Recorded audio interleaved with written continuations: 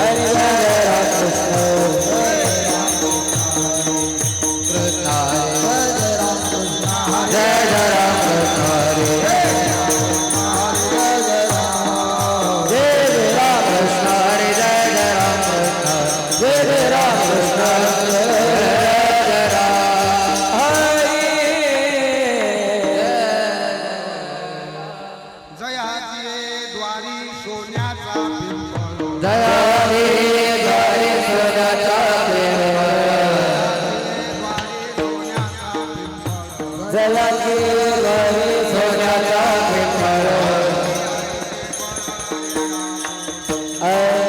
सुबळ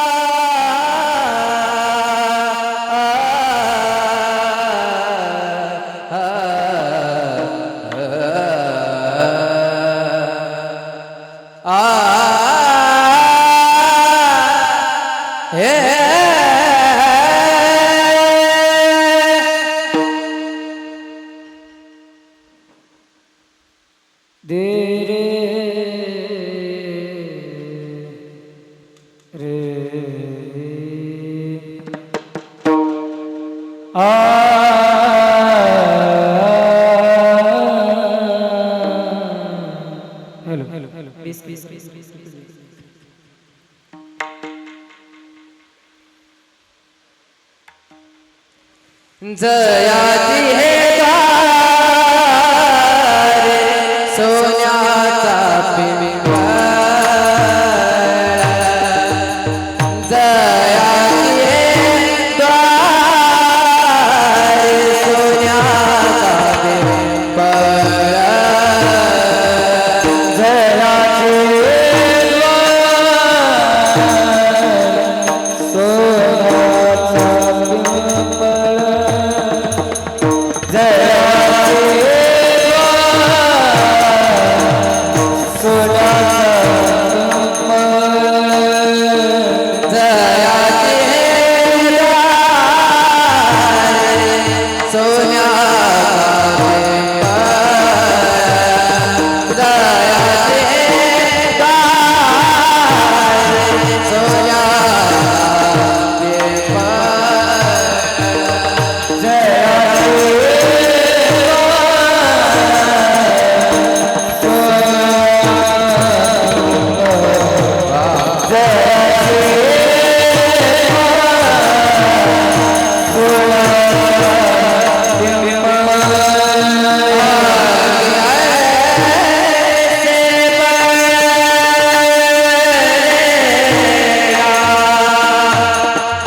Hare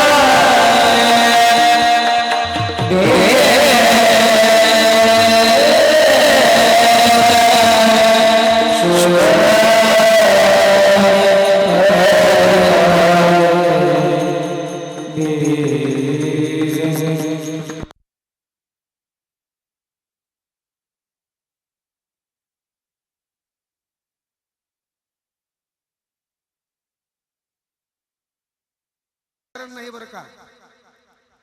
ही मंडळी म्हणजे गुरुजन मंडळी आहे बरं का. सगळ्यांना विद्या दान करणारी मंडळी आहे.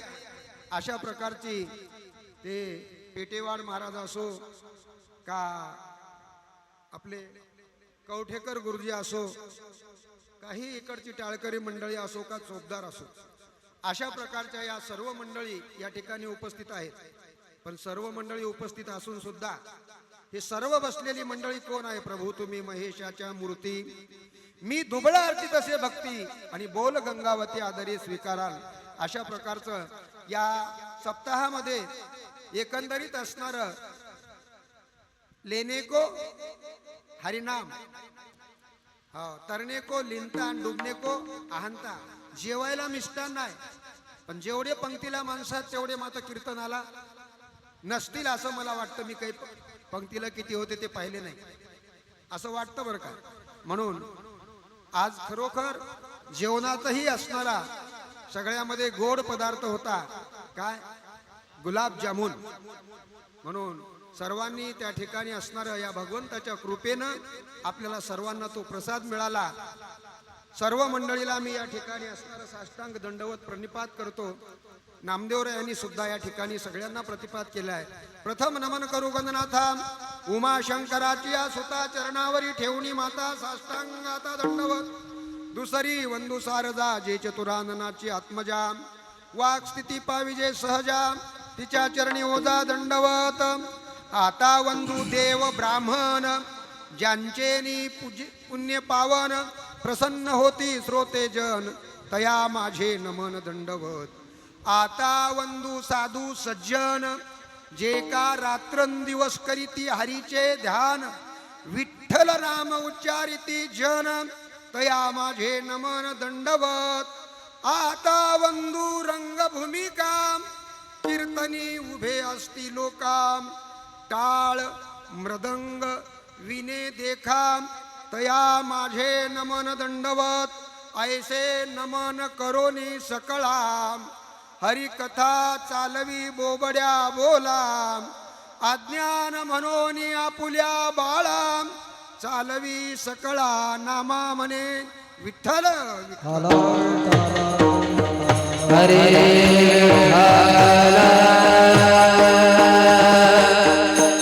विठ्ठल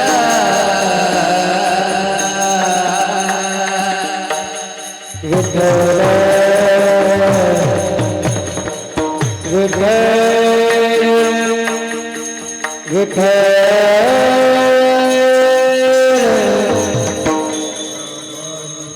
असो, सेवेकरिता निवडलेला जो अभंग आहे तो अभंग या ठिकाणी जगद्गुरु तुकोबारायांचा आहे. आणि तो अभंग अशा प्रकारे सांगतो, जो महान वैष्णव असणारा संत शिरोमणी, संतांचं त्या ठिकाणचं अग्रगण्य स्थान असणारे माऊली ज्ञानोबराय यांचा आणि त्यांच्या दारातल्या पिंपळाचा किंवा ज्ञानोबरायांची काय ख्याती आहे हा सांगणारा अभंग आहे. जयांचे द्वारी सोन्याचा पिंपळ, अंगी आहे शेबळ रेडा बोले, करीन ते काय नोहे महाराज, परी पाहे बीज शुद्ध अंगी. जयाने घातली मुक्तीची गवादी, मेळविली मांदी वैष्णवांची. हो, करीन ते काय नोहे महाराज, परी पाहे बीज शुद्ध अंगी. तुका म्हणे तेथे सुखा काय उणे, राहे समाधाने चित्ताची आम. करीन ते काय नोहे महाराज, परी पाहे बीज शुद्ध अंगी. विठ्ठल विठ्ठल. विठ्ठल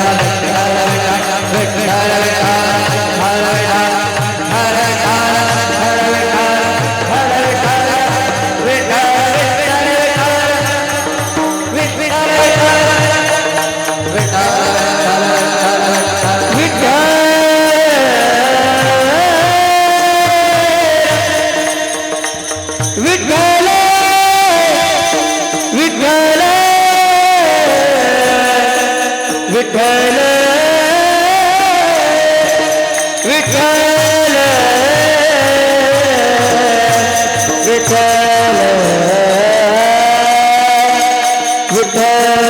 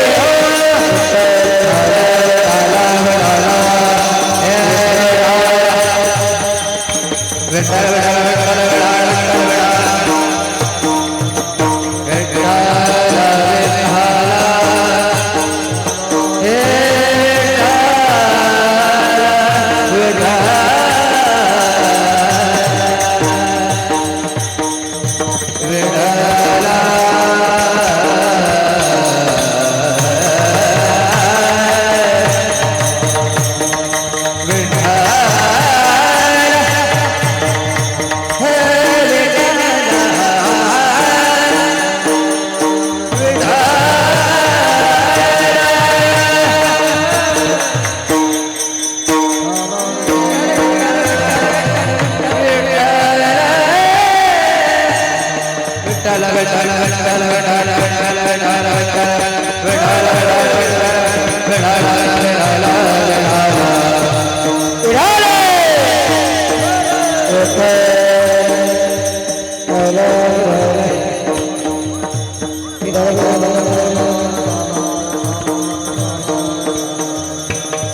हरे विठाला विठाला विठाला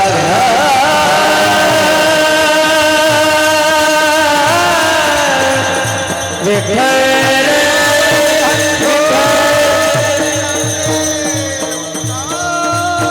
पंढरीनाथ भगवान की विठ्ठल विठ्ठल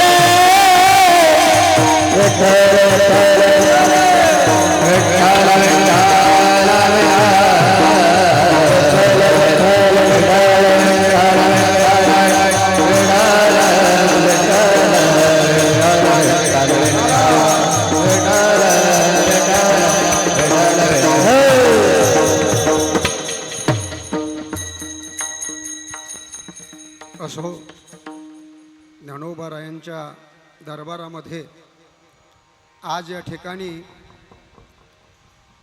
विठ्ठल विठ्ठल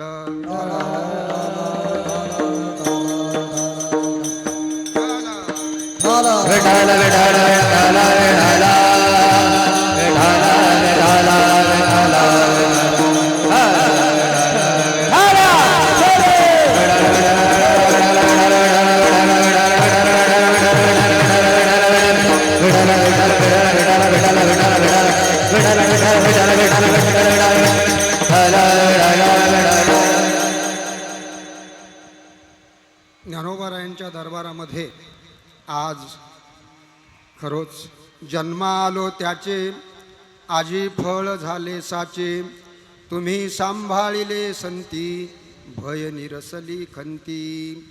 असो, ज्ञानोबारायांच्या दरबारामध्ये जो सोन्याचा पिंपळ आहे त्या पिंपळाचं वर्णन असणारं तुकोबाराया करता. जयांचे द्वारी सोन्याचा पिंपळ, ज्याच्या दारामध्ये सोन्याचा पिंपळ आहे, ज्याच्या अंगामध्ये इतकी शक्ती आहे, अंगी आयशे बळ रेडा बोले. आपल्यानं माणसं बोलत नाहीत, पण ज्ञानोबारायांच्या अंगात एवढं बळ होतं की एका निर्बुद्ध प्राण्याला त्यांनी बोलायला लावलं, वेद बोलायला लावले. करी न ते काय नोहे महाराज, त्यांना काय करता येणार नाही. जसं आपण म्हणतो ना, अशक्य ते शक्य करतील स्वामी, तसं ज्ञानोबारायांच्या इकडं एवढं हे होतं, ज्याला संसाराचं बस्तान कोणालाच बसवता आलं नाही, पण ज्ञानोबारायांनी सांगितलं अवघाची संसार. म्हणून अशा प्रकारे ज्ञानोबारायांच्या दरबारातल्या सोन्याच्या पिंपळाचं वर्णन, ज्ञानोबारायांच्या अंगातल्या बळांचं वर्णन आणि ज्ञानोबारायांना काय करता येणार नाही एवढ्या प्रकारचं वर्णन असणारं त्या ठिकाणी. ज्यांनी हे असणारी जयाने घेतली घातली मुक्तीची गवादी, मिळविली मांदी वैष्णवांची. हे सगळी मांदी जी आळी आहे ते वैष्णवांची मांदी कोण मिळवली? ज्ञानोबारायांनी मिळवली. अशा प्रकारे मग ज्या ज्ञानोबारायांनी वैष्णवाची मांदी मिळवली तर जगद्गुरु तुकोबाराय त्याचं वर्णन करतात. तुका म्हणे तेथे सुखा काय उणे, पण केव्हा राहे समाधाने चित्ताचिया. चित्तामध्ये समाधान जर असल तर सर्वही सुख त्या ठिकाणी मिळतील, पण चित्तामध्ये समाधान नसेल तर काय हो. 1.5 लाख 2 लाख पगार जरी असली आणि कोणापुढे आपण हात पसरू लागलो तर आपल्याला सुख कधी प्राप्त होईल? कारण की ज्या ठिकाणी असणारं असेल त्या परिस्थितीमध्ये जर आपण राहिलो तर त्या ठिकाणी असणारं समाधान निश्चित मिळतं. आणि समाधान हे कुठं शोधत जाण्याची गरज नाही. समाधान हे आपल्याच चित्तामध्ये आहे. आपलं चित्त जर स्थिर झालं आणि आपल्या चित्ताला जर असं वाटलं आपल्याकडं काय कमी आहे वाटलं तर आपल्याला समाधान आहे. नाहीतर कितीही असून जर कमीच आहे असं वाटलं तर समाधान कधीही मिळत नाही. असं हा ज्ञानोबारायांच्या विषयी असणारा त्या ठिकाणी जगद्गुरु तुकोबारायांनी त्यांची यशोगाथा असणारी गायलेला अभंग आहे. पांडुरंगा करू प्रथम नमन, पांडुरंगा करू प्रथम नमन, पांडुरंगा करू प्रथम नमन, पांडुरंगा करू प्रथम नमन, पांडुरंगा करू प्रथम नमन, पांडुरंगा करू प्रथम नमन.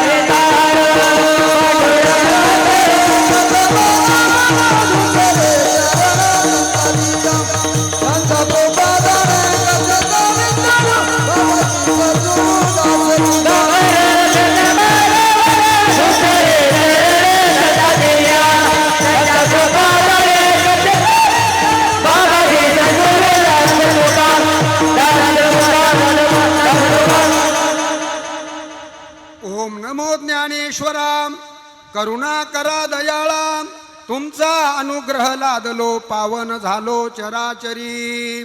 नाही का? प्रत्येक संतांनी भगवंताला नमस्कार केलेला आहे. रामदास स्वामी तर एका ठिकाणी असं म्हणतात, नाव मारुतीचे घ्यावे पुढे पाऊल टाकावे.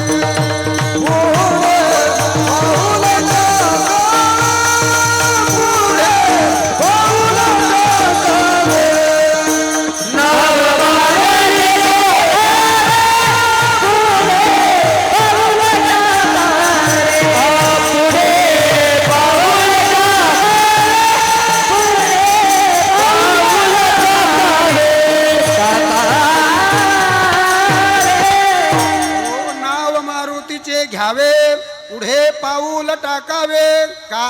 रामदास स्वामी म्हणतात, जिकडे तिकडे जाती भक्त, पाठी राखा हनुमंत. कारण प्रत्येक गावामध्ये प्रत्येक ठिकाणी मारुतीचं मंदिर आहे आणि स्वामी समर्थ या ठिकाणी समर्थ रामदासाचे आदर्श दैवत असणारं कोण आहे, मारुतीराय आहे. म्हणून या ठिकाणी प्रत्येक संतांनी प्रत्येक दैवताचं असणारं त्या ठिकाणी केलेलं वर्णन आहे. जगद्गुरु तुकोबारायांनी वर्णन केलेलं आहे की ज्याच्या दारामध्ये सोन्याचा पिंपळ आहे. आता आपण सगळे आळंदीला गेलो, पण आळंदीला गेल्याच्या नंतर आपण अशी कल्पना कराल की कीर्तनामध्ये तर सांगितलं की ज्याच्या दारामध्ये सोन्याचा पिंपळ आहे, पण इथं तर सोन्याचा दिसणं गेलाय. कारण आम्ही अशी अपेक्षा करून आळंदीला आलो, ज्याच्या दारामध्ये सोन्याचा पिंपळ आहे आणि त्या पिंपळाचं एखादं जरी पान आम्हाला भेटलं तर एखादं पान भेटलं तरी किती 5-6 ग्रामचं तर होईल. आणि ते एक पान जर 6 ग्रामचं झालं तर त्याचा भाव किती आहे. तर एवढ्या प्रकारे असणारं या ठिकाणी आम्हाला तशा प्रकारे प्राप्ती होईल म्हणून आम्ही इथपर्यंत आलो. पण इथं तर सोन्याचं पिंपळ आम्हाला दिसत नाही. का तर सोन्याचं पिंपळ का म्हटलेलं आहे, तर सोनं म्हणजेच सुख. ज्या ठिकाणी सुख स्थिरावलेलं आहे, ज्या ठिकाणी म्हटलेलं आहे सर्व सुखाची लहरी आणि ज्ञानाबाई अलंकापुरी. सुख असणारं त्या ठिकाणी आलेलं आहे. ज्या वेळेला ज्ञानोबारायांच्या दरबारामध्ये भगवान असणारे त्या ठिकाणी ज्ञानोबारायाला भेटण्याकरता आले आणि भेटण्याकरता आल्याच्या नंतर ज्या ठिकाणी भगवंत जातात त्या ठिकाणी लक्ष्मी सुद्धा जाते. पण देवाला मात्र त्या ठिकाणी संताशिवाय काही आवडत नाही. नावडे वैकुंठ शेषाचे शयन, संत सदन आवडले. नाही का, शेषाचं शयन आवडत नाही, लक्ष्मी आवडत नाही, पण संताचं सदन असणारं भगवंताला आवडतं. म्हणून भगवान ज्या ठिकाणी विष्णू परमात्मा ज्ञानोबारायाला भेटण्यासाठी अलंकापूरला आले आणि अलंकापूरला आल्याच्या नंतर बरं का, पहिल्याची परिस्थिती कशी होती की पुढे मालक राहायचे आणि मालकीन पाठीमागं राहायची. आता भगवान विष्णू परमात्मा ज्ञानोबारायाला भेटण्यासाठी पुढे गेले आणि पुढे जात असताना ज्ञानोबारायांच्या दरवाजामधून विष्णू परमात्मा आत गेले आणि आत गेल्याबरोबर दारावर चोपदार उभं टाकले. लक्ष्मी पाठीमागं मागं येत होती. लक्ष्मी पाठीमागं मागं येत होती. दोघांमध्ये अंतर होतं. चोपदारांनी सांगितलं की ज्या ठिकाणी दोघांचा संवाद चालू आहे त्या ठिकाणी तिसऱ्यानं जायचं नाही. म्हणून लक्ष्मीला अडवलं. अडवल्याच्या नंतर लक्ष्मी दारामध्येच उभी टाकली. दारामध्येच उभी टाकली आणि दारामध्येच उभी टाकली. ज्ञानोबाराय विष्णू परमात्मा आतमध्ये आणि लक्ष्मी दारामध्ये. सर्व सुख असणारं ज्या ठिकाणी आहे, नाही का, ज्या घरामध्ये लक्ष्मी आहे त्या घरामध्ये सुख आहे. ज्या ठिकाणी लक्ष्मी आहे त्या ठिकाणी सुख आहे. आणि लक्ष्मी एवढी चंचल आहे की ती कोणाजवळही राहत नाही. पण लक्ष्मी ही स्थिरावते, राहते ते कोण्या ठिकाणी. लक्ष्मी स्थिरावली मुकुंदी, नाही का, लक्ष्मी ही मुकुंदाजवळच स्थिरावली. लक्ष्मी ही विष्णू परमात्म्याजवळच स्थिरावली. म्हणून लक्ष्मी दारात उभं टाकली. भगवान असणारे विष्णू परमात्मा हे ज्ञानोबारायांना भेटत होते आणि लक्ष्मी असणार दारामध्ये उभे टाकली. तोच दारामध्ये पिंपळ रूपाने लक्ष्मी त्या ठिकाणी उभा टाकली. लक्ष्मी त्या ठिकाणी उभा टाकली आणि लक्ष्मी हेच सुख आहे. ज्ञानोबारायांच्या बाबतीमध्ये सगळ्यांना माहीत आहे. ज्ञानोबारायांचं चरित्र हे सगळ्यांना माहीत आहे. ज्ञानोबारायांचे वडील विठ्ठलपंत ज्या वेळेला तीर्थयात्रा करण्यासाठी प्रदक्षिणा करत होते पृथ्वी तलावरती, त्यावेळेला तीर्थयात्रा करत करत करत अलंकापुरीमध्ये आले आणि अलंकापुरीमध्ये आल्याच्या नंतर त्यांना पंढरपूरला जायचं होतं. हे सगळी तीर्थ केली आणि पंढरपूरला जात असताना ज्ञानोबा वडिलांच्या मनामध्ये, विठ्ठलपंताच्या मनात असं आलं की या ठिकाणी सिद्धेश्वराचं दर्शन घ्यावं आणि पुढे जावं. सिद्धेश्वराचं दर्शन घेत असताना त्याच ठिकाणी सिद्धोपंत नावाचे ब्राह्मण असणारे त्या ठिकाणी पुजारी होते. आणि सिद्धोपंत या ठिकाणी विठ्ठलपंत आले असताना त्यांनी सांगितलं की बाबा, या ठिकाणी असणारी आमची राहण्याची व्यवस्था होईल का? त्यांनी सांगितलं काही हरकत नाही, तुम्ही या ठिकाणी आजचा मुक्काम करा. मुक्काम केला आणि मुक्काम केल्याच्या नंतर विठ्ठलपंताला त्या ठिकाणी असणारं भगवान पांडुरंग परमात्माने त्यांच्या स्वप्नात जाऊन सांगितलं, विठ्ठलपंत, हे सिद्धोपंत, तुमच्या घरी जो अतिथी आलेला आहे आणि तुमच्याकडे एक उपवर अशा प्रकारची मुलगी आहे रुक्मिणी, तिला या विठ्ठलपंताबरोबर तिचा विवाह करा, हाच योग्य वर असणारा तिच्यासाठी आहे, असं भगवान पंढरीश परमात्मा पांडुरंगाने त्यांच्या स्वप्नामध्ये दृष्टांत दिला. दुसऱ्या दिवशी सिद्धोपंत असणारे त्या ठिकाणी विठ्ठलपंताला त्यांनी सगळी हकीकत सांगितली आणि त्यांनी सांगितलं की माझी असणारी एक कन्या आहे, ती कन्या देण्याचं माझं मानस आहे आणि तुम्ही त्या कन्येला स्वीकारा. विठ्ठलपंतांनी सांगितलं की मी तीर्थयात्रा करण्यासाठी आलेलो आहे, मी तुमच्या कन्येचा स्वीकार करणार नाही. त्यांनी सांगितलं ही माझी आज्ञा नसून पंढरीश पांडुरंग परमात्माची आज्ञा आहे आणि तुम्ही तिचा स्वीकार करा. त्यांनी सांगितलं जोपर्यंत पंढरीश परमात्मा पांडुरंग मला आज्ञा देत नाही तोपर्यंत मी तिचा स्वीकार करणार नाही. त्याच दिवशी पुन्हा विठ्ठलपंताचा मुकाम त्या ठिकाणी पडला आणि रात्री त्यांच्या स्वप्नामध्ये पांडुरंग परमात्माने सांगितलं की सिद्धोपंताची मुलगी असणारी तुमच्यासाठी योग्य आहे आणि तुम्ही तिचा स्वीकार करा, ही माझी आज्ञा आहे, असं पांडुरंग परमात्मा म्हणाले. आणि त्यावेळेला विठ्ठलपंत जागे झाल्याच्या नंतर त्या ठिकाणी त्यांच्या सर्व काही असणारं हे लक्षात आलं आणि दुसऱ्या दिवशी विठ्ठलपंत आणि सिद्धोपंत यांनी दोघांनी मिळून लग्नाचा विचार केला. विठ्ठल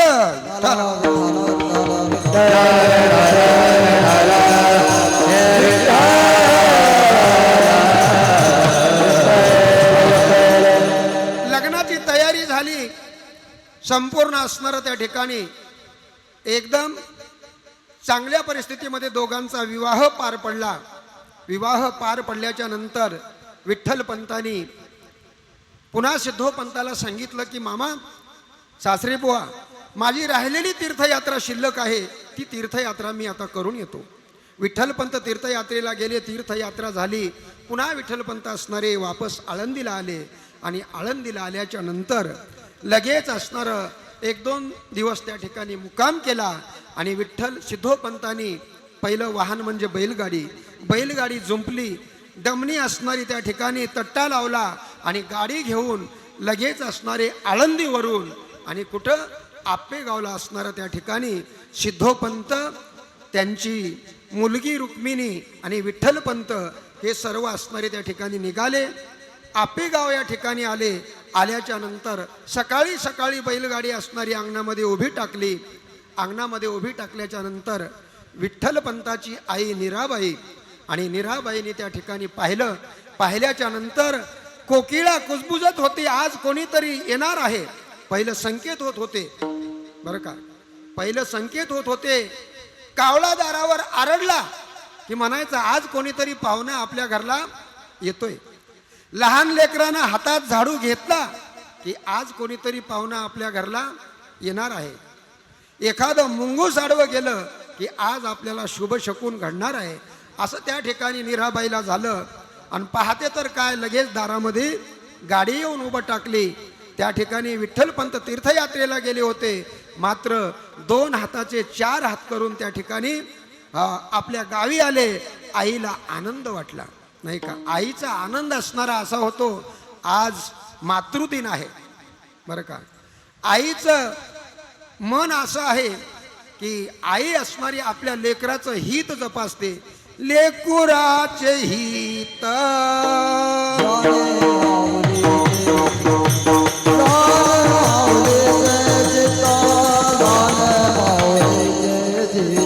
लेकुराचे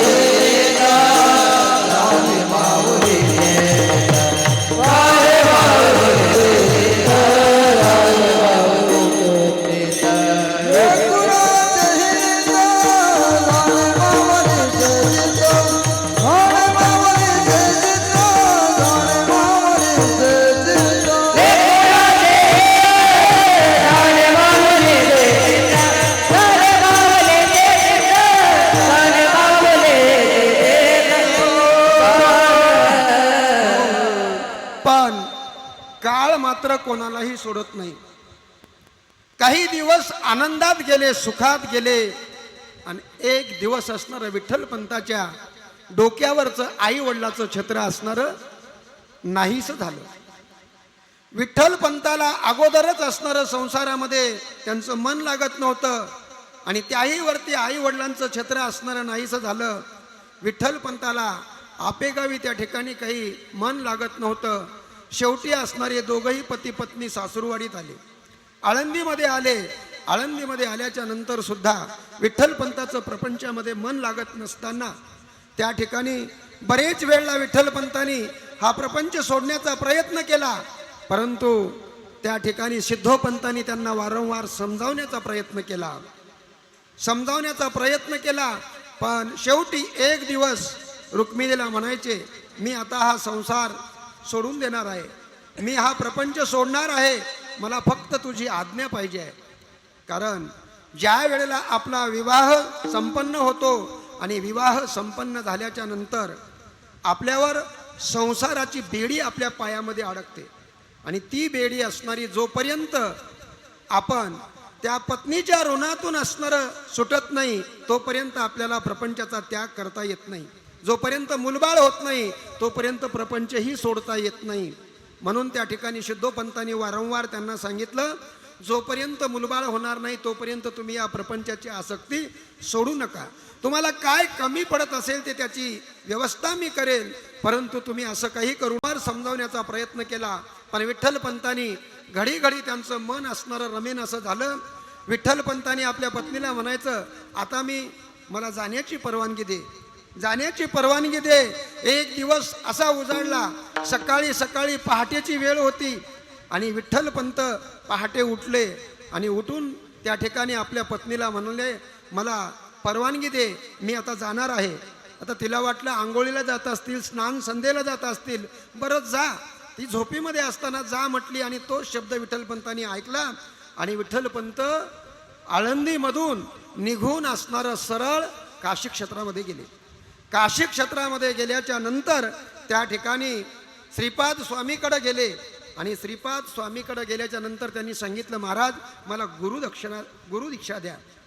पण महाराज, त्यावेळचे महाराज असे नव्हते बरं का. त्यावेळचे महाराज आजच्या महाराज लोक मंडळीसारखे नव्हते. अगोदर परीक्षा घेतल्याशिवाय त्यांना अनुग्रह देत नव्हते. आता काहीच नाही, तुम्ही काय करता तेही त्याचीही गरज नाही, काय करता याचीही गरज नाही, फक्त हो त्या ठिकाणी आमचा अनुग्रह घ्या, आम्हाला दक्षिणा द्या, बस झालं, बाकीची काही गरज नाही.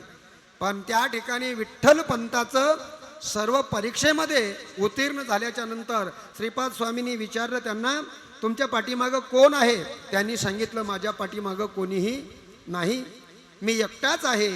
श्रीपद स्वामींनी असणारं त्यांना दीक्षा दिली. दीक्षा दिल्याच्या नंतर विठ्ठल पंतांनी श्रीपद स्वामीचं मन असणारं आकर्षण केलं, आणि आकर्षण केल्याच्या नंतर श्रीपद स्वामींनी पूर्ण मठाचा अधिकार असणारा विठ्ठल पंताकडे दिला.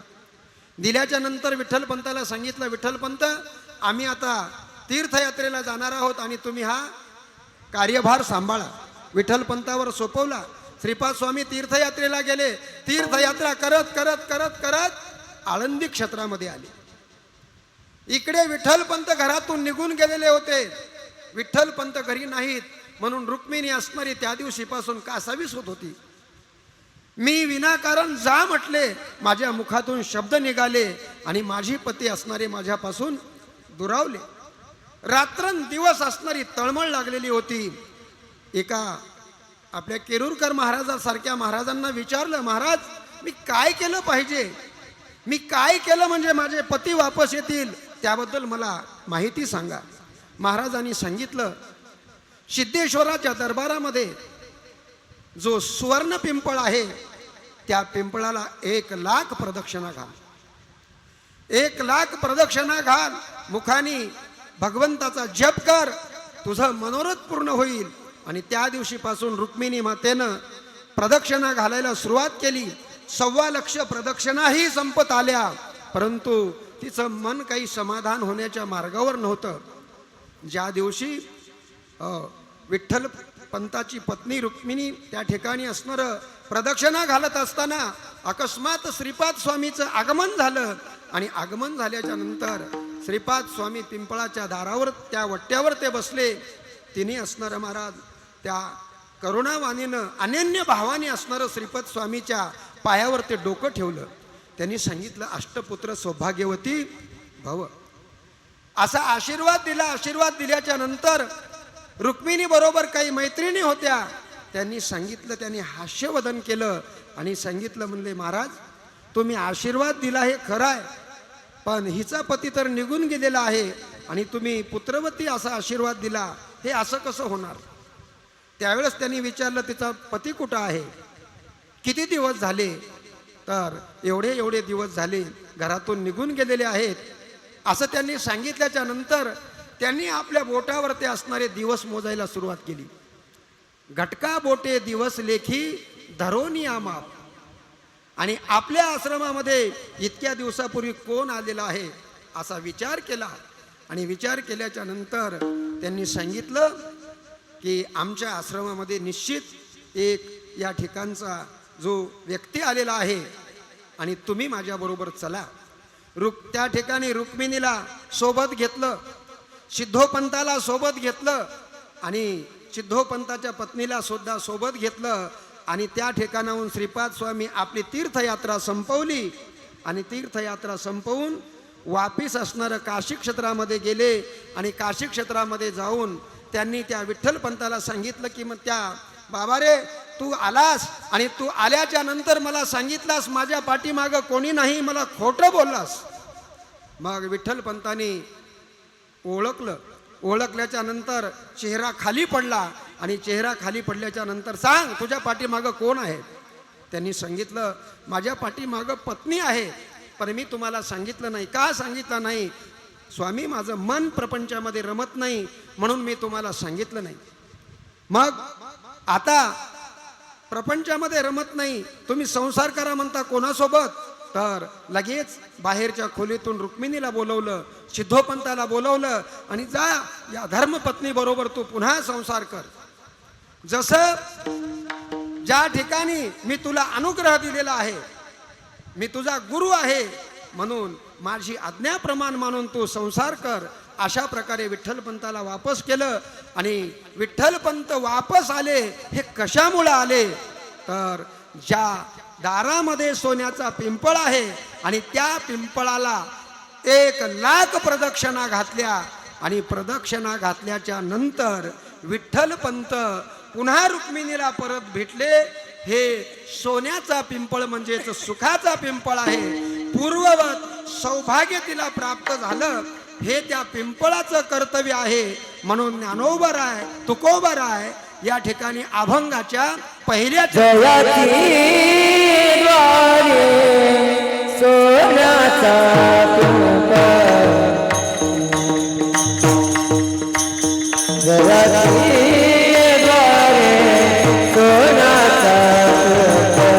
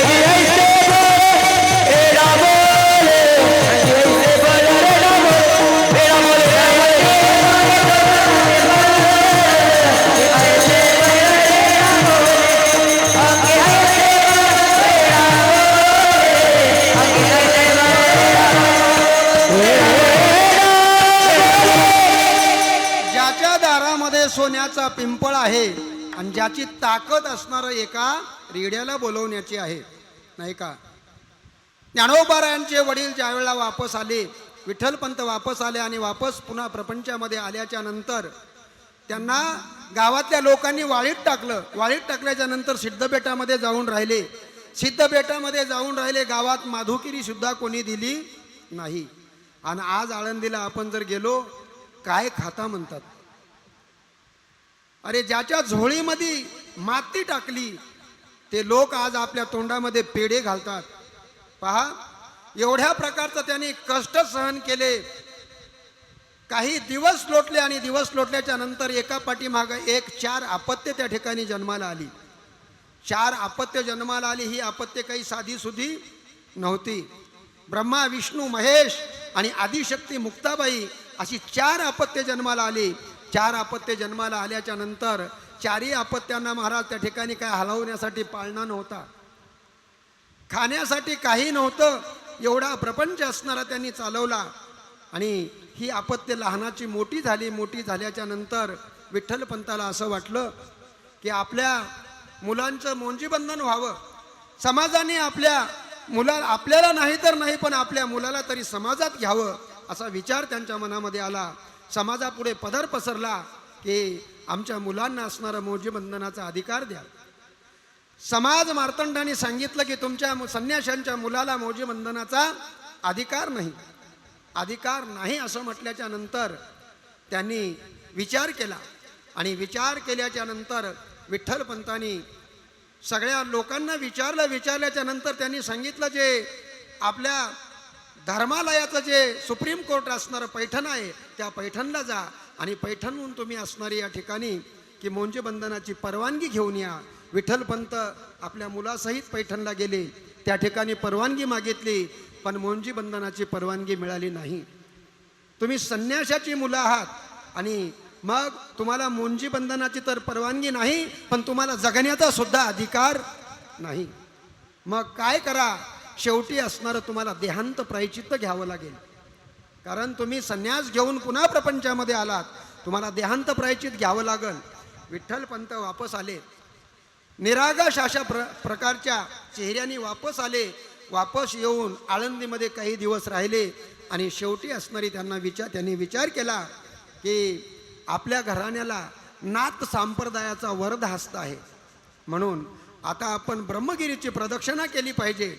म्हणून विठ्ठलपंत आपल्या 4ही मुलासहित ब्रह्मगिरीच्या प्रदक्षिणाला गेले. ब्रह्मगिरीच्या प्रदक्षिणाला गेल्याच्या नंतर काय घटना घडली की आले देवाजीच्या मना आणि तेथे कोणाचे चालेना. भगवंताच्या मनामध्ये जे आहे ते निश्चित होतं. तिथं काहीही कोणाच्यानं काही रुकत नाही. आणि भगवंताने एका वाघाचं रूप धारण केलं. ब्रह्मगिरीची प्रदक्षिणा करत असताना वाघानं डरकाळी मारली आणि डरकाळी मारल्याबरोबर विठ्ठलपंतांनी ज्ञानोबारायाचा हात आपल्या हातामध्ये धरला, सोपानाचा हात हातामध्ये धरला आणि त्या ठिकाणी रुक्मिणी मातेनं मुक्ताबाईचा हात हातात धरला. आणि हे 4ही एका दिशेनं निघाले. 5ही जण एका दिशेनं निघाले. आणि निवृत्ती मोठा होता. निवृत्ती एका दिशेने गेला. तो एकदम असणारा कुठे गेला? त्या वाघाने नेऊन नाथांच्या त्या गुहेमध्ये नेऊन सोडलं. आणि त्या ठिकाणी गहिनीनाथ ध्वनी लावून बसलेले होते. गहिनीनाथाच्या गुहेच्या समोर निवृत्तीला उभं केलं. गहिनीनाथांनी निवृत्तीनाथांना आवाज दिला, या निवृत्ती, या बसा. निवृत्तीनाथांनी विचार केला, माझी आणि यांची भेट नाही, गाठ नाही, काहीच नाही, आणि माझं नाव यांना कसं काय माहीत ना. त्या ठिकाणी निवृत्तीनाथ विचारात पडले. आणि विचारात पडल्याच्या नंतर निवृत्तीनाथ समोरच्या आसनावरती बसले. आसनावरती बसल्याच्या नंतर त्या ठिकाणी गहिनीनाथांनी गहिनी प्रसादे निवृत्ती दातारू ज्ञानदेवाचा रथो जावे, ज्ञानदेवाचा रथो जावे.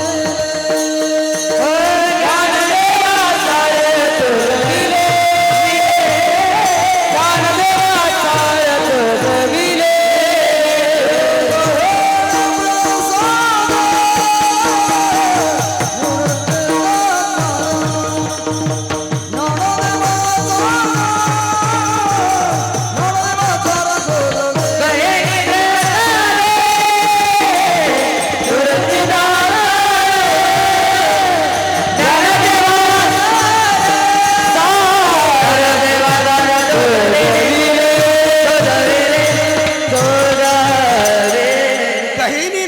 देहांचा जो प्रसाद असणारा निवृत्तीनाथांना भेटला. निवृत्तीनाथांच्या डोक्यावर ते गहिनीनाथांनी वरदहास्त ठेवला आणि जसं ताराला तार लागल्याबरोबर विद्युत असणारं त्या तारेमध्ये प्रवाहित होतं, तशा प्रकारे नाथांचा वरदहास्त पडल्याबरोबर नाथाकडली शक्ती असणारी निवृत्तीनाथाकडे गेली. निवृत्तीनाथ त्या ठिकाणी काही दिवस थांबले. निवृत्तीनाथांनी पूर्ण त्या ठिकाणी नाथांची जी काही विद्या होती ती संपादन केली. आणि संपादन केली असताना निवृत्तीनाथ गहिनीनाथाच्या गुहेमध्ये होते आणि रुक्मिणी माता आणि विठ्ठलपंत, सोपान काका, मुक्ताबाई आणि ज्ञानोबाराय हे आळंदीत होते. हे आळंदीत असताना एक दिवस ज्ञानोबाराय झोपीत असताना, मुक्ताबाई झोपीत असताना, सोपान काका झोपीत असताना विठ्ठलपंतांनी रुक्मिणी मातेला बोलायला सुरुवात केली. रुक्मिणी, आता आपल्याला इहलोकातून ही यात्रा संपवायची आहे का? आपल्या मुलांना आपण गेल्यावर तरी कमीत कमी असणारं त्यांना मोंजीबंधनाचा अधिकार मिळेल. म्हणून त्यांनी असणारं दोघांनी विचार केला आणि विचार केल्याच्या नंतर मध्यरात्री असणारं त्यांनी इंद्रायणीमध्ये आपलं देहांत प्रायचित समर्पित केलं. इंद्रायणीमध्ये विठ्ठलपंत आणि रुक्मिणी माता देहांत प्रायचित घेत असताना ज्या गहिनीनाथाच्या गुहेमध्ये निवृत्तीनाथ होते, निवृत्तीनाथाला ते दृश्य असणारं त्या ठिकाणी डोळ्यांनी दिसलं. डोळ्यांनी दिसल्याबरोबर निवृत्तीनाथ खडबडून उठले. खडबडून उठल्याच्या नंतर डोळे पुसीत पुसीत त्यांनी असणारं गहिनीनाथाला विचारलं, मी काहीतरी आज विचित्र पाहिलेलं आहे, विचित्र पाहिलेलं आहे. गहिनीनाथांनी सांगितलं, निवृत्तीनाथ, तुम्ही जे पाहिलं ते सत्य आहे, तुम्ही जे पाहिलात ते खरं आहे आणि तुम्ही जे पाहिलात ते खरं आहे, योग्य आहे. आता तुम्ही इथं थांबू नका, तुम्ही आता सरळ आळंदीला जा, कारण त्या चिमुकल्यानं आता तुमच्याशिवाय सांभाळणारं दुसरं कोणीही नाही. म्हणून निवृत्तीनाथांना तिथून आळंदीला पाठवलं. आळंदीला महाराज या निवृत्तीनाथांनी सगळा आपला देश वेश सगळं बदललं. नाथांच्या त्या बाळ्या कानामध्ये घातल्या, हातामध्ये झोळी घेतली, पायामध्ये खडावा घातल्या आणि आळंदी क्षेत्रामध्ये पोहोचले. त्या लहान लेकरांनी त्यांना ओळखलं नाही. निवृत्तीनाथांनी सांगितलं, मी तुमचाच निवृत्ती दादा आहे. त्या ठिकाणी मुक्ताबाईंनी कडकडून गळ्याला मिठी मारली आणि सांगितलं, दादा, अरे आपले आई बाबा आपल्यापासून गेलेले आहेत. विठ्ठल विठ्ठल.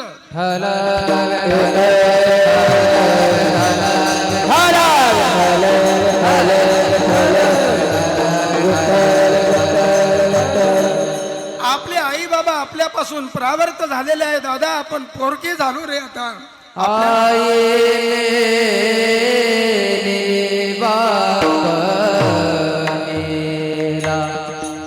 I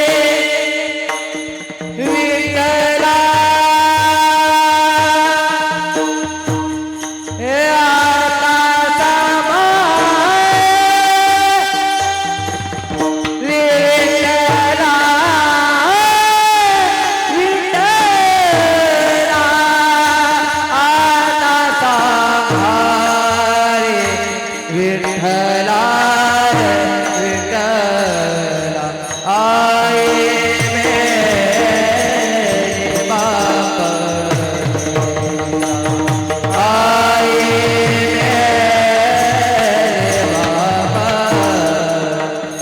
हे विठ्ठला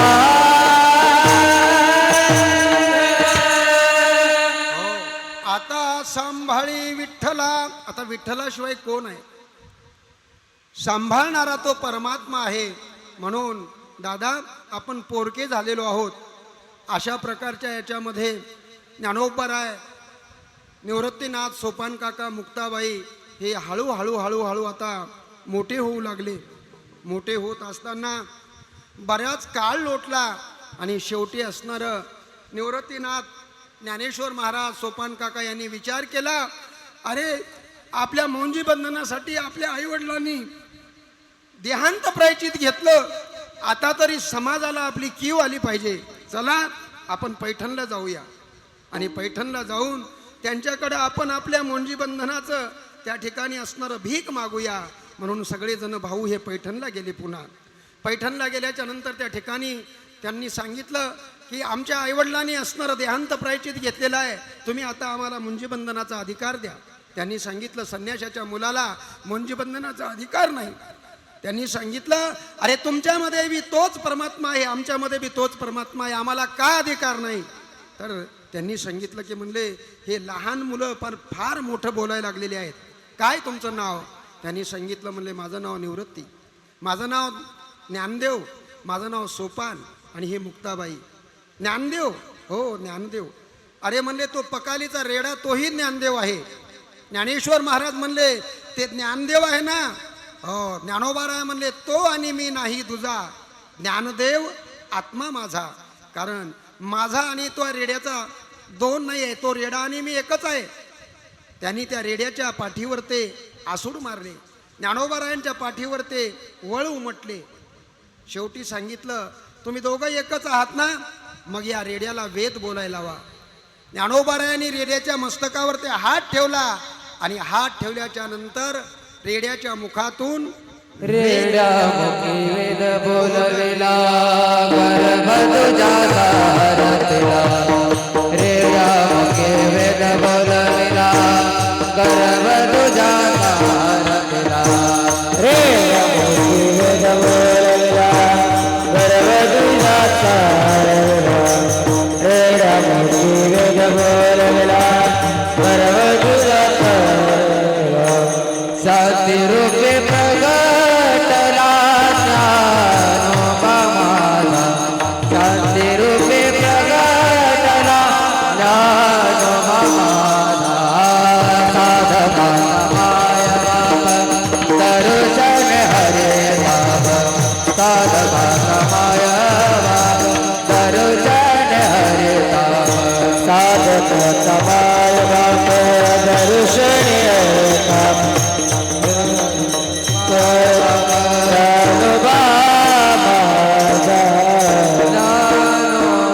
एवढं सामर्थ्य ज्ञानोबारायाकडे होतं. ज्याच्या दारामध्ये सोन्याचा पिंपळ आहे, अंगामध्ये एवढं बळ, अंगी आहे बळ रेडा बोले. आता ज्ञानोबाराय काय करणार नाहीत. माऊली जगद्गुरु तुकोबाराय सांगतात, ज्या पैठण क्षेत्रामध्ये रेड्याला वेद बोलवायला लावला आणि रेड्याला वेद बोलवल्याच्या नंतर एका ब्राह्मणाच्या घरी त्यांचं वास्तव्य झालं. वास्तव्य झाल्याच्या नंतर त्या ठिकाणी त्या ब्राह्मणाच्या वडिलांची पुण्यतिथी होती आणि पुण्यतिथी असताना त्यांनी गावातल्या ब्राह्मणाला आमंत्रण सांगितलं. आमंत्रण सांगितल्याच्या नंतर त्या गावातल्या ब्राह्मणाने एकमेकाला असा विचार केला की ज्या घरामध्ये संन्याशाची मुलं आहेत त्याच्या घरचं आमंत्रण स्वीकारायचं नाही. मग आता त्या ब्राह्मणाने स्वयंपाक केला, हाताश झाले. हाताश झाल्याच्या नंतर ज्ञानोबारायांनी सांगितलं, म्हणले एवढं हाताश का होता? तर आज आमच्या वडिलाची पुण्यतिथी आहे आणि पुण्यतिथी असल्यामुळं ब्राह्मण आमचं निमंत्रण स्वीकारत नाहीत. ज्ञानोबारायांनी सांगितलं ब्राह्मण निमंत्रण स्वीकारत नसतील तर हरकत नाही, साक्षांत तुमचे वडील असणारे या ठिकाणी येऊन जेवायला बसतील. म्हणून ज्ञानोबारायांनी सांगितलं तुम्ही पत्राळ्या टाका, पात्र टाका, दारामध्ये कलशामध्ये पाणी घ्या, हातामध्ये अक्षता घ्या आणि पितरांना आगतम म्हणून त्या ठिकाणी आज्ञा द्या. आज्ञा दिल्याबरोबर ज्ञानोबारायांच्या आज्ञेनं त्या ठिकाणी पितर आले. वडिलाची पुण्यतिथी पितर स्वर्गी देवती. पितर स्वर्गी देवती, पितर स्वर्गी देवती. वडिलाचे पुण्यतिथी, पितर स्वर्गी देवते, पितर स्वर्गी देवते. पितर स्वर्गी देवती, पितर स्वर्गी देवती,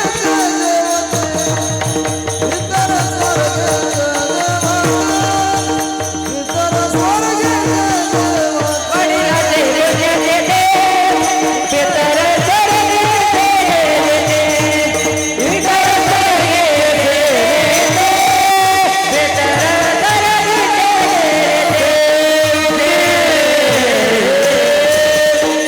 ज्ञानोबारायाने आता मात्र एक एक चमत्कार करायला सुरुवात केली. गहिनीनाथांनी सांगितलं होतं निवृत्तीनाथांना, जोपर्यंत तुम्ही चमत्कार करणार नाही तोपर्यंत लोक तुम्हाला नमस्कार करणार नाहीत. तुम्हाला या ठिकाणी चमत्कार करावाच लागेल. म्हणून ज्ञानोबारायांनी रेड्याच्या मुखातून वेद बोलवला. हो, पितरांच्या त्या ठिकाणी वडिलांचे पुण्यतिथी असताना त्या वडिलांना येऊन त्या ठिकाणी पात्रावर बसायला लावलं. एवढंच केलं नाही तर शेवटी निवृत्तीनाथानं सांगितलं की आता या ठिकाणी राहणं योग्य नाही. आता आपण महालयाच्या ठिकाणी जाऊया. प्रवरेच्या ठिकाणी, ज्या ठिकाणी प्रवरा नदी आहे, ज्या ठिकाणी नेवाशे नावाचं गाव आहे, आता इथून आपली स्वारी आपण चालूया. का तर चलता साधू और बहता पाणी. साधू एका ठिकाणी राहिला तर तो सरळ राहत नाही, आणि पाणी एका ठिकाणी साचलं तर ते पाणी चांगलं घाण होते. तशा प्रकारे या ठिकाणी राहता आता कामा नये म्हणून त्या रेड्याला घेतलं. ज्ञानोबाराय हे सर्व भावंडे निघाले आणि त्याच ठिकाणी रेड्यांनी सुद्धा असा विचार केला की आता आपण असंच जर राहिलो ज्ञानोबाराया आणि आपल्याला सोडून जर गेले तर आपलंही काही साधन होणार नाही. म्हणून ज्ञानोबारायाच्या हातानं आपली समाधी झाली पाहिजे. म्हणून त्या आळे नावाच्या गावावर त्या रेड्याला समाधी दिली. तिथून पुढे निघाले. प्रवरा नदीच्या काठावर नेवाशे नावाच्या गावावर आले आणि नेवाशा नावाच्या गावावर आल्याच्या नंतर आता त्या चरित्रामध्ये गुरुजी असं सांगितलेलं आहे की आता आपण जे चरित्र काही ठिकाणी करतो तर त्या ठिकाणी असं सांगितलेलं आहे की सच्चिदानंद बाबाचं प्रेत यात्रा निघाली होती. पण या ठिकाणी असं सांगितलेलं आहे की मुक्ताबाईला तहान लागली आणि तहान लागल्याच्या नंतर मुक्ताबाई शेजारच्या घरी गेली पाणी पिण्यासाठी. पाणी पिण्यासाठी घरी गेली असताना मुक्ताबाईला त्या घरामध्ये सगळ्याच्या रडण्याचा आवाज आला. रडण्याचा आवाज आला आणि रडत असताना मुक्ताबाईने पाणी प्यायचं सोडून दिलं आणि वापस आली. नाथ त्या ठिकाणी असणाऱ्या निवृत्तीनाथांना विचारलं, मुक्ता पाणी पिली नाहीस का? दादा, अरे त्या घरामध्ये काय झालं मला माहीत नाही, पण मी पाणी पिण्यासाठी गेले पण सगळ्याचा आक्रोश माझ्या कानावर पडला आणि त्यांच्या रडण्याचा आवाज कानावर आल्यानं मी पाणी न पिता तशीच निघून आले. ज्ञानदादा चल, आणि मला ते रोग रडतात ना त्यांची क्यू येते, एक बार तू तिथं चल. ज्ञानोबाराय तिथं आले आणि तिथं आल्याच्या नंतर त्या ठिकाणी पाहिलं तर सच्चिदानंद बाबाचं प्रेत पडलेलं होतं. ज्ञानोबारायांनी विचारलं, हे कोण आहे? त्यांच्या पत्नीनं सांगितलं, हे सत चित आणि आनंद, हे सच्चिदानंद आहेत. हो, मग हे आता हे लोकातून गेलेले आहेत. जात असताना त्यांनी हाक मारली, सच्चिदानंद वापस या. सच्चिदानंद वापस या म्हटल्याबरोबर त्या गेलेल्या शरीरात चैतन्य निर्माण झालं आणि सच्चिदानंद बाबा उठून बसले. म्हणून जगद्गुरु तुकोबाराय म्हणतात, काय नोहे केले एका चिंतिता विठ्ठले, तसं अभंगाच्या दुसऱ्या चरणात करीन ते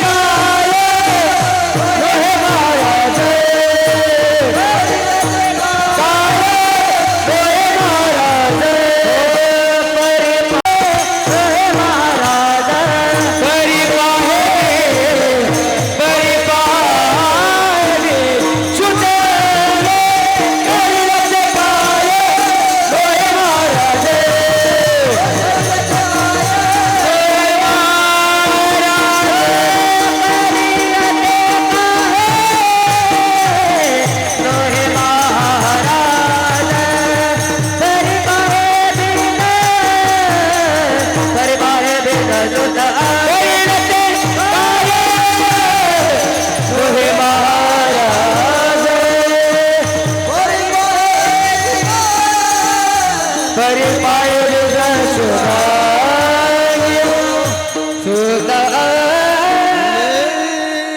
नाही का, कारण वेळ फार कमी आहे, डबल प्रमाण घेण्याचा विचार करू नका. आता फक्त 5 ते 6 मिनिट बाकी उरलेले आहेत. ज्ञानोबाराय नेवाशाच्या ठिकाणी आले आणि नेवाशाच्या ठिकाणी आल्याच्या नंतर निवृत्तीनाथानं सांगितलं, ज्ञानोबा आता धर्मसंकीर्तन केलं पाहिजे. धर्मसंकीर्तन काय करावं? ज्ञानोबारायांनी सांगितलं, निवृत्तीनाथांनी सांगितलं, ज्या महाभारत युद्धामध्ये अर्जुनाने असणारं त्या युद्धाच्या ठिकाणी श्रीकृष्ण परमात्माने गीतेला आरंभ केला आणि अर्जुनाला गीता सांगितली, नाही का. अर्जुनाचे नि व्याजे गीता प्रशंसोनी श्रीराजे संसारा एवढे थोर ओझे जगाचे फेडिले, नाही का. निमित्त कोणाचं झालं? अर्जुनाचं.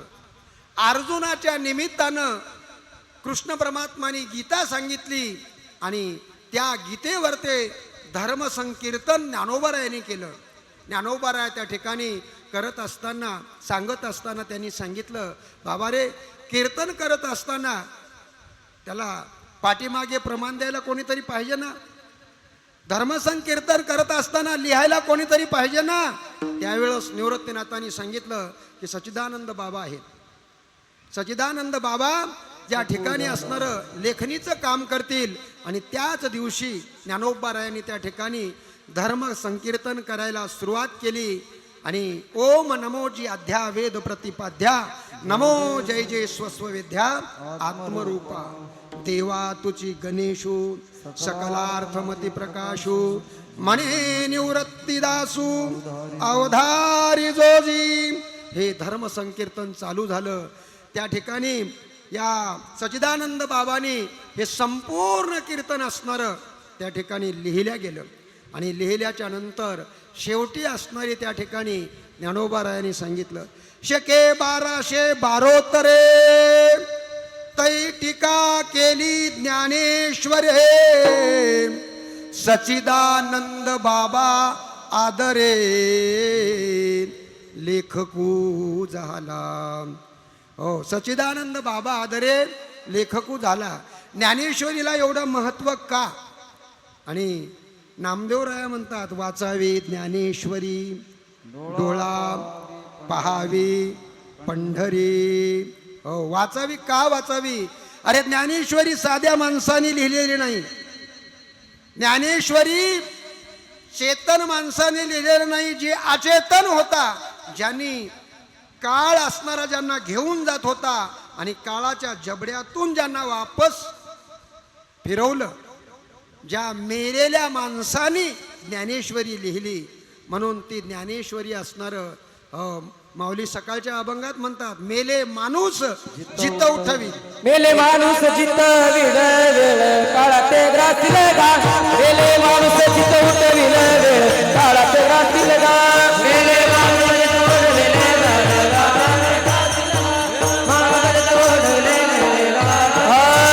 कैसा वासुदेव बोलत बोले बाळा पोटी माया रे गेले. मेले माणूस जित उठविल वेळ काळात ग्रासील गा. वासुदेव बोलत बाळा पोटी माया रे गेले. माणूस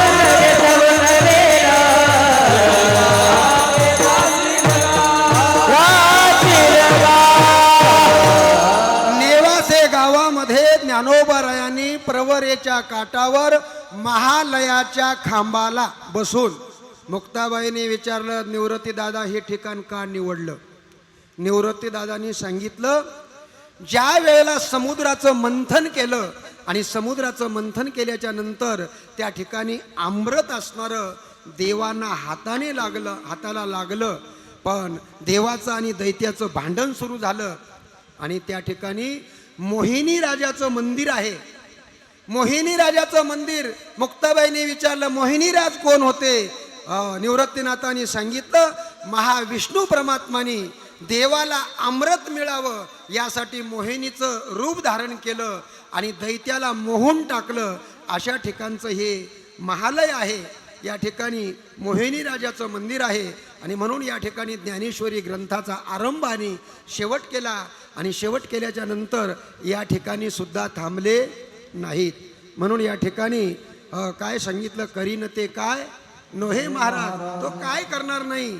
आणि म्हणून इथून पुढे आता काय केलं तर अभंगाचं तिसरं चरण. जयाने गातली हे जयाने गातली मुक्तीची गवली, जयाने गातली जयाने गातली जयाने गातली मुक्तीची गवली, जयाने गातली जयाने गातली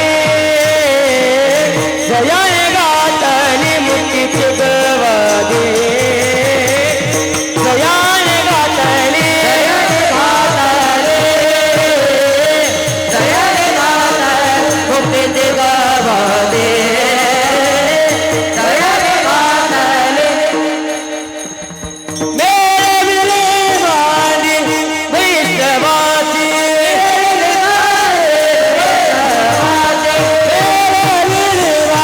वैष्णवाची वैष्णवाची करील ते काय करील ते काय लोहे महाराज, करील ते काय करील ते काय करील ते काय लोहे महाराज, करील ते काय करील ते काय करील ते काय. ज्ञानोबारा तू या ठिकाणी निवृत्तीनाथांनी सांगितलं, ज्ञानोबारा आता इथंही राहायचं नाही, आता इथून सुद्धा पुढे निघायचं. आणि ह्या वैष्णवांची मांदियाळी त्या नेवाशामधून मिळवली.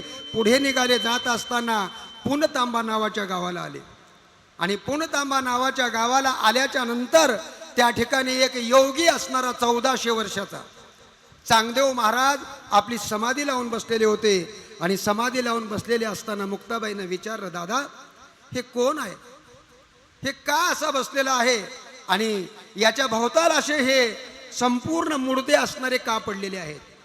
मुक्ताबाईंनी विचारलं. मुक्ताबाईंनी विचारल्याच्या नंतर त्यांनी सांगितलं, हा एक फार महाज्ञानी असणारा मनुष्य आहे आणि हा पूर्वीचा इंद्र आहे आणि यांनी असणारं तपश्चर्या करून या ठिकाणी 1400 वर्षापासून काळाला जिंकून आपला देह असणारा त्या ठिकाणी रक्षण केलेलं आहे. मुक्ताबाईंनी सांगितलं, म्हणले हे पडलेले मुर्दे कशाचे आहेत, तर त्यांनी सांगितलं ज्यावेळेला यांची समाधी उत्थापन होईल त्यावेळेला त्यांनी ज्याच्यावर दृष्टी टाकली की हे सगळे मुर्दे असणारे आपापल्या घरला उठून निघून जातात. मुक्ताबाई म्हणली एवढंच का आणि याच्यासाठीच का. मुक्ताबाईनं सांगितलं, म्हणले हे आपल्याला काही जमणार नाही का. ज्ञानोबाराया म्हणले, मुक्ताबाई का जमणार नाही. ज्ञानोबारायांनी त्या ठिकाणी असं वर्णन आहे, ज्ञानोबारायांनी हातामध्ये एक त्या ठिकाणी कलश पात्र दिलं आणि त्या मुक्ताबाईला सांगितलं की आपल्या गुरुचं स्मरण कर आणि ह्या सगळ्या मुर्द्यावर शिपड. मुक्ताबाईंनी सांगितलं, म्हणले तुम्हाला तुमचे माणसं घरला न्यायचेत ना. त्यांनी सांगितलं हो. म्हणले असे आजूबाजूला बसलेले ठेवू नका, सगळ्याला एका जागी जमा करा. सगळे ते लोक जमा केले मडे आणि मडे जमा केल्याच्या नंतर एक आता काही ठिकाणी असं सांगतात की मुक्ताबाईनं मेलेल्या कुत्र्याचं हाडूक फिरवलं, पण या ठिकाणी असं सांगितलेलं आहे मुक्ताबाईनं त्या अभिमंत्रित केलेलं पाणी हातावर घेतलं आणि असं शिंपल्याबरोबर सगळी मडे असणारी उठून जागी झाली. मुक्ताबाई महाराज की आदिशक्तीनं हे सगळं काम केलं आणि काम केल्याच्या नंतर निवृत्तीनाथानं सांगितलं आता इथं थांबायचं नाही. लगेच ज्ञानोबा तुकाराम ही दिंडी असणारी म्हणले कुठं, आळंदीच्या दिशेनं निघाली. आळंदीच्या दिशेनं निघाल्याच्या नंतर ज्या दिवशी वटेश्वर चांगा असणारं त्यांची समाधी उत्थापन झाली, समाधीतून जागृत अवस्थेत झाले, डोळे चोळून पाहतात तर का एकही माणूस तिथं मड नाही. शेवटी असणारं त्यांनी विचार केला की इथं काहीच नाही आहे, काय झालं, कोण आलं होतं. आपल्या शिष्याला विचारलं, त्यांनी सांगितलं इथं 4 भावंडे आले होते, एक चिमुकली मुलगी होती, त्या मुलीनं हातामध्ये पाणी घेतलं, त्या मड्यावर शिंपडलं, सगळे मडे उठून घरला गेले. ज्ञानोबारायांनी विचार केला आजपर्यंत मला जे जमलेलं नाही ते लहान मुलीनं केलं, तर आजपासून असणारं मी आता त्यांना काय म्हणावं, लहान म्हणावं का मोठं म्हणावं, चिरंजीव म्हणावं का तीर्थस्वरूप म्हणावं, म्हणून त्यांनी एक कोरं पत्र पाठवलं. आता मी धावत्या वेगात सांगतो. कोरं पत्र पाठवलं. कोरं पत्र पाठवल्यावर त्यांनी ज्ञानेश्वर महाराजांनी त्याच्यावर 64-65 ओया लिहिल्या. ती चांगदेव 65 झाली. ज्ञानोबारायाचं पत्र चांगदेवानी वाचलं. चांगदेव असणारे वाघावर बसले, नागाचा चाबूक घेतला आणि ज्ञानोबारायाच्या भेटीला निघाले. निघाल्याच्या नंतर ज्ञानोबारायाच्या भेटीसाठी जात असताना एक सेवक पुढे आला. चांगदेव तुमच्या भेटीला येत आहेत म्हटला. म्हटल्याच्या नंतर जे चारी भावंड भिंतीवर दातं घाशीत बसलेले होते सकाळच्या वेळेला, मुक्ताबाई म्हणली, दादा, अरे वाघावर बसलेला माणूस, हातामध्ये सर्पाचा चाबूक केलेला माणूस, आणि आपण कसं जायचं? त्यांनी सांगितलं, मुक्ता, एवढंच ना, आपल्याकडे बी गाडी आहे. म्हणले, कुठं आहे गाडी? आपण ज्या बसलो ना तीच आपली गाडी आहे. ज्ञानेश्वर महाराजांनी आपल्या कृपादृष्टीचा हात त्या भिंतीवर फिरवला आणि ती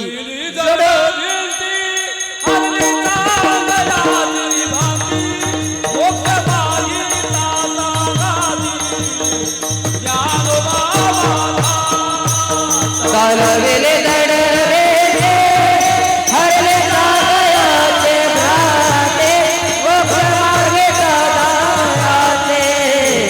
ज्ञानोबा माझा, ज्ञानोबा माझा.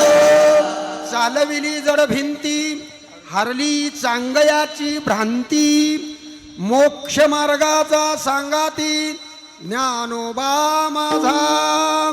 हो, साधकाचा मायबाप, दरुशने हरे ताप. या ठिकाणी असणारा असला हा आपल्या सानिध्यामध्ये बसलेली माऊली ज्ञानोबाराय. आणि त्या ज्ञानोबारायाचं वर्णन, ज्या संताचं वर्णन हे संतांनीच केलेलं आहे. ज्ञानोबारायाचं वर्णन करणारे काही साधे संत होते का? ज्याला 5वा वेद म्हणतात असे जगद्गुरु तुकोबाराय असे संत होते. आपण सर्वांनी असणारं धावत्या वेगामध्ये हे ऐकलेलं आहे. मी एकटाच बोलालो. हो, थोडं थोडं हे साथ द्यायलेत, पण तुम्ही मात्र मुक्काट्यानं बसल्या. हो, जसं आणलं तसं, जसं लक्ष्म्याचे पिल्ले लक्ष्म्यापुढे काहीच बोलत नाहीत तसं बसल्या. आता सगळेजण एक बार टाळ्या वाजून आपण आपल्या विठ्ठल नामाचा जय घोष. विठोबा उमाई,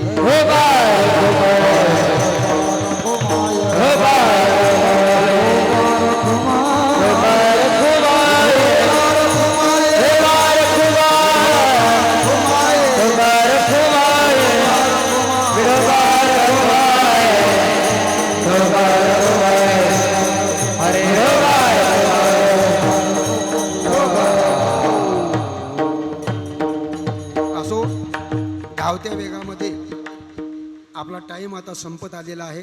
रोज सगळ्याला यायचं आहे. मी आज एकटा आजच आलेलो आहे. तुम्ही सगळेजण कालपासून बसलेले आहात. म्हणून चांगदेवाची आणि ज्ञानोबारायांची भेट झाली. ज्या वेळेला मुक्ताबाईला गुरु करायचं होतं त्यावेळेला गुरु करणं काही साधं सोपं नव्हतं. मुक्ताबाईला गुरु चांगदेवांना करायचं होतं.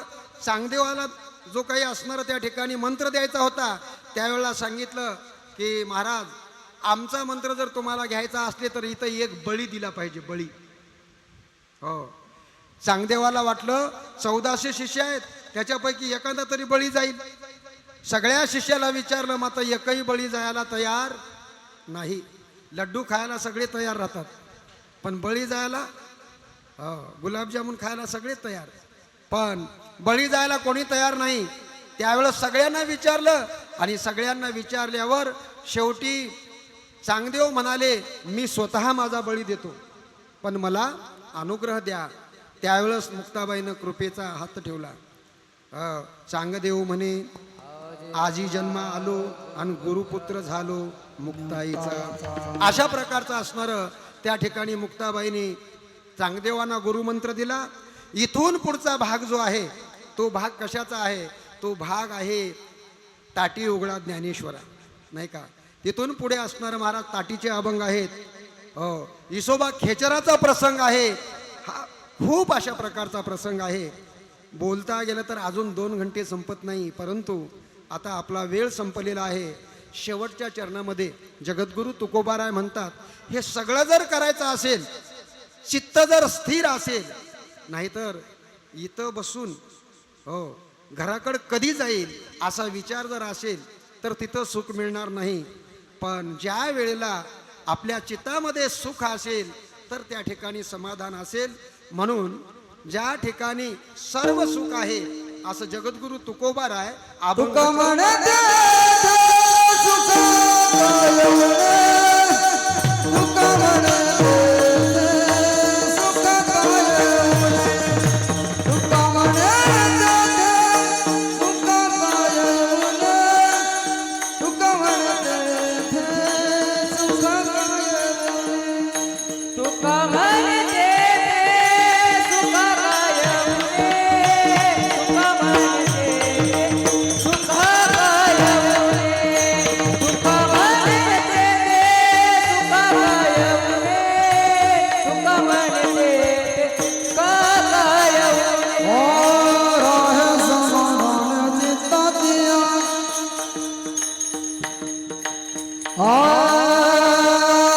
राहे समाधान चित्तातिया, राहे समाधान चित्तातिया, चित्तातिया करील ते काय होय महाराज, करील ते काय होय महाराज, करील ते काय होय महाराज, करील ते काय होय महाराज.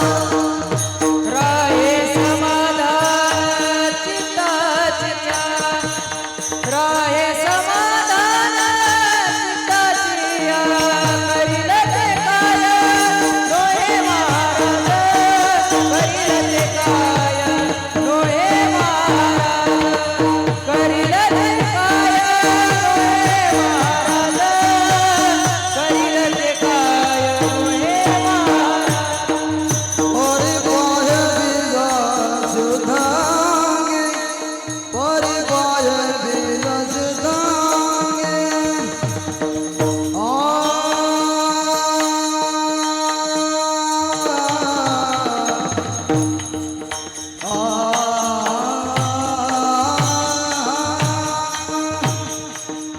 परी पाय बीजा सुधांगे, परी पाय बीजा सुधांगे, करील ते काय होय महाराज, करील ते काय होय महाराज, करील ते काय होय महाराज, करील ते काय होय महाराज.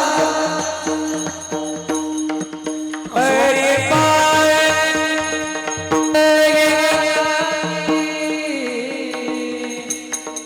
परी पाय परी पाय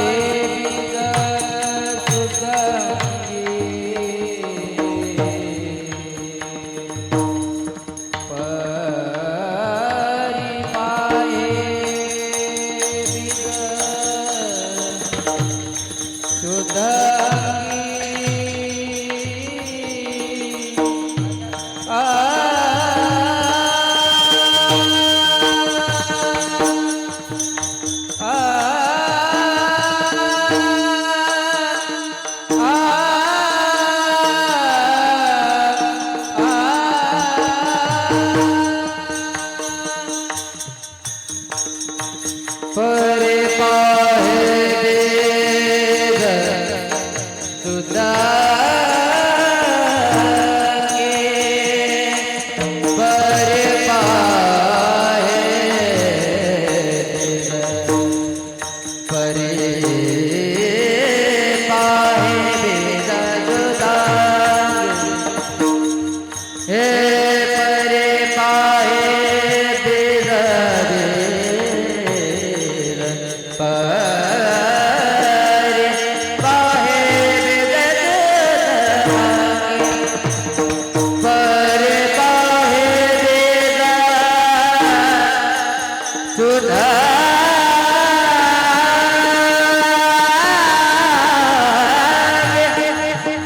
परे पाहे वेद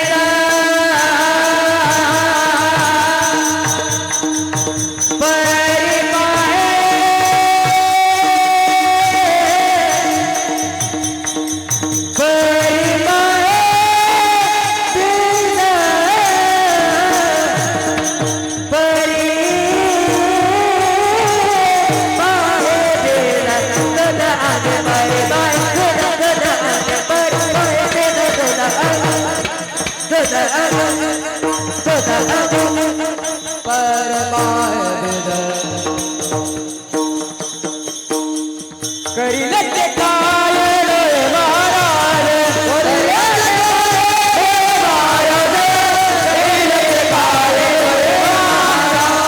महाराज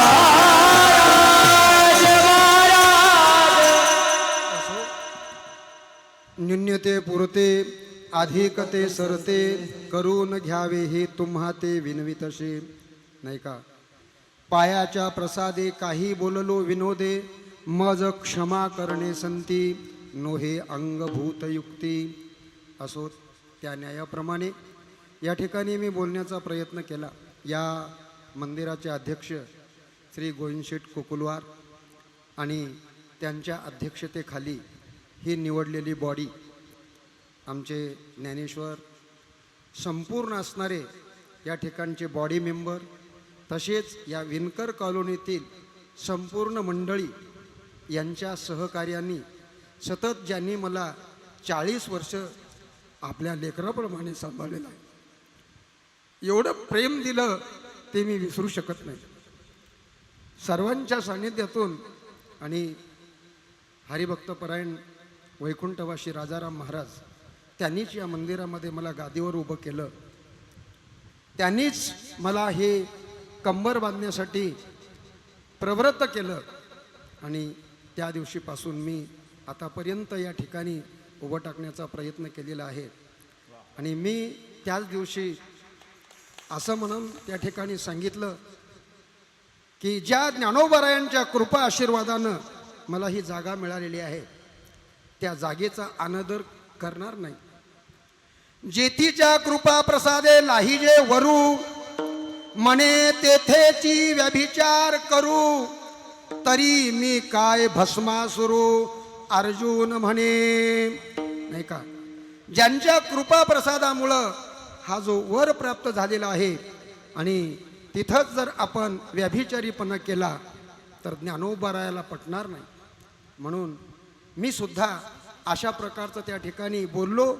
मी या मंदिरामध्ये जोपर्यंत कीर्तन करील तोपर्यंत मी त्या मंदिराच्या मंडळाचा 5ही पैसे स्वीकारणार नाही.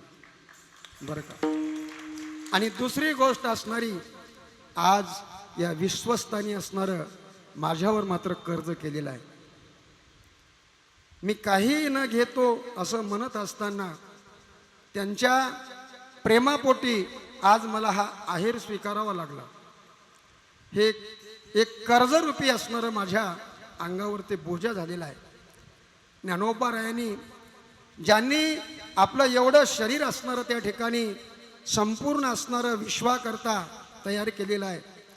आज ज्ञानोबारायांच्या दरबारामध्ये हा संपूर्ण माझ्या अंगावरचा ड्रेस असणारा ज्ञानोबारायांच्या विश्वस्तांचा आहे.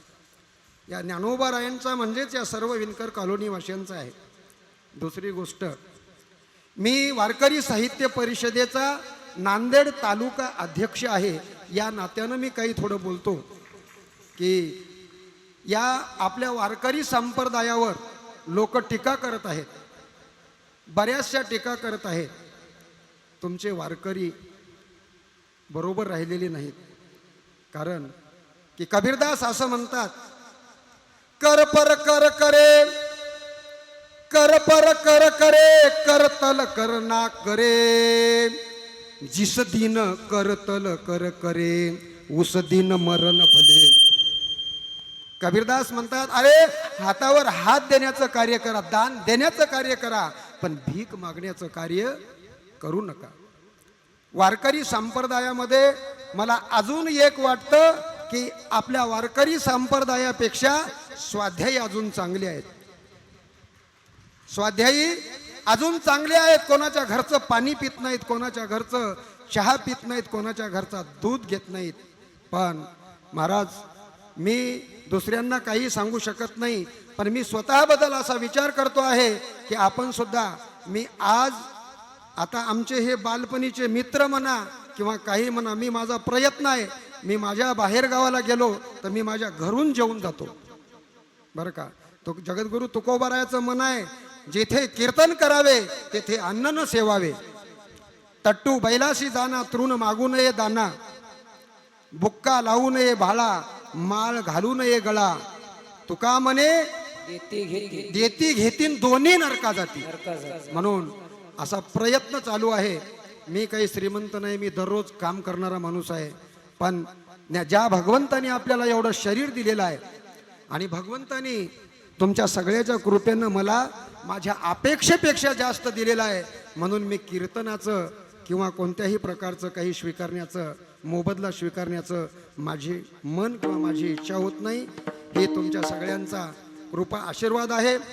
दुसरी गोष्ट अशी आहे की मी निरपेक्ष कीर्तन सेवेचा विश्वस्त आहे. निरपेक्ष कीर्तन सेवा ज्यांनी असणारं नाना महाराज कापडणीस यांनी असणारा 600 लोकांचा, त्या ठिकाणी असणारा 600-700 लोकांचा ग्रुप केलेला आहे. त्या ग्रुपचा मी विश्वस्त आहे. म्हणून जेणेकरून आपण जर नाही घेतलं तर आपल्याला दुसऱ्याला सांगता येतं, पण आपणच जर त्या मार्गाने चालणं गेलो तर दुसऱ्याला सांगता येत नाही. मी जर बिडी वडीत असलो आणि तुम्ही ओढू नका म्हणलं तर जमत नाही. त्या न्यायाप्रमाणे मी दुसऱ्यांना सांगू शकत नाही. मी काय करतो हे याच्याबद्दल तुमच्या पुढे निवेदन केलं.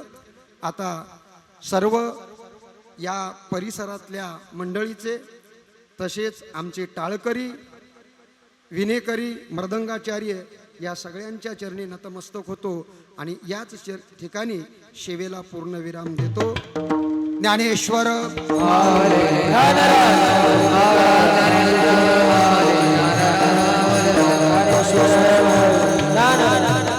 हरे विठ्ठल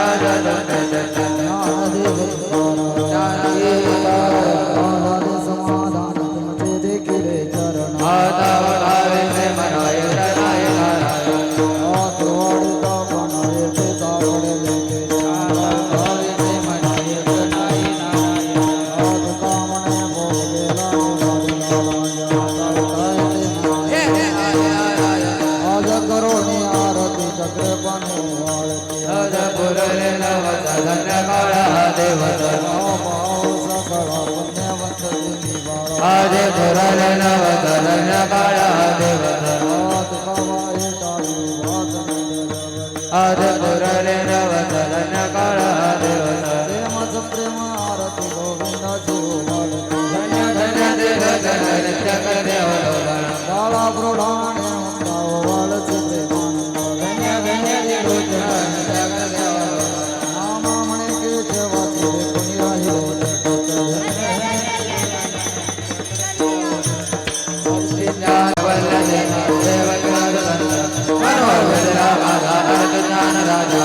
प्रगट मन बोले लोपल जाने अवतार पांडुरंग नाव ठेवले ज्ञाने अर्थ ज्ञान महादेवल वेदा देव मनोरला ज्ञान राजा प्रगट मन बोले राम जनार्दन ज्ञान राजा महादेवल देव ज्ञान राजा अर्थ तुकाराम